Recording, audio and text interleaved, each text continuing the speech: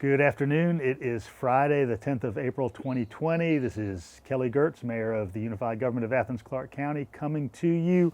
I have briefly taken off my mask so that you can hear me clearly. I hope you're doing well out there. I'm going to provide a little update about what's going on here in Athens, and just want to begin by saying thank you for your continued support of each other.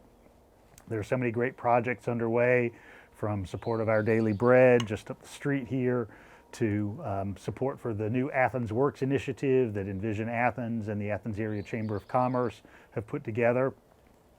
And one of the things that we need to be doing now that we're hearing is more critical is wearing masks, particularly when we go out into public, so that we can ensure that others aren't unnecessarily impacted by an unseen virus that we may possess.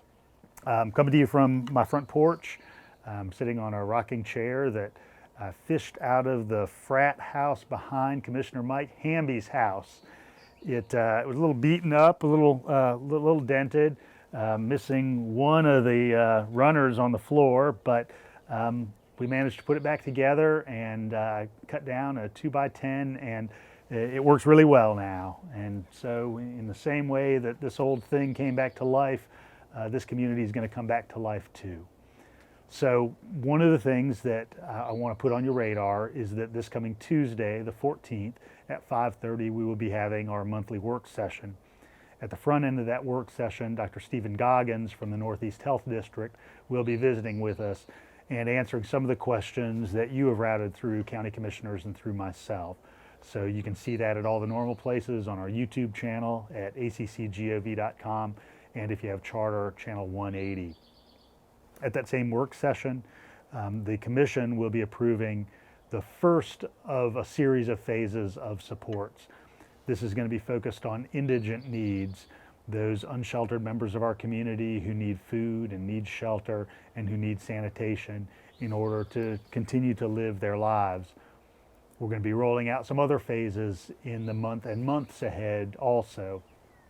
We're going to be looking at broader community needs that can be supported through nonprofits, both with some local dollars and with some federal dollars that we've been awarded. So be looking for more information about that. We are also going to be supporting our small business community. We're partnering with the City of Winterville to create a joint development authority that's going to be able to offer some low interest loans for our business people. We know you've been challenged by the federal programs, and we want to make a cleaner, easier path for you to be able to follow here locally. We also are going to be looking beyond this challenge period, beyond this crisis period, at what kind of long-term supports we can provide to the community for all of those in need for this generation and generations to come. So we're going to be forming a community core that's going to be doing public works projects, invasive species removal, tree planting, sidewalk building, and similar kind of activities that we can feed into some of the workforce development efforts that we've already had underway with Athens Technical College and others. So be looking for more information about that. Before I go, I also want to remind everybody about a couple of things on the calendar.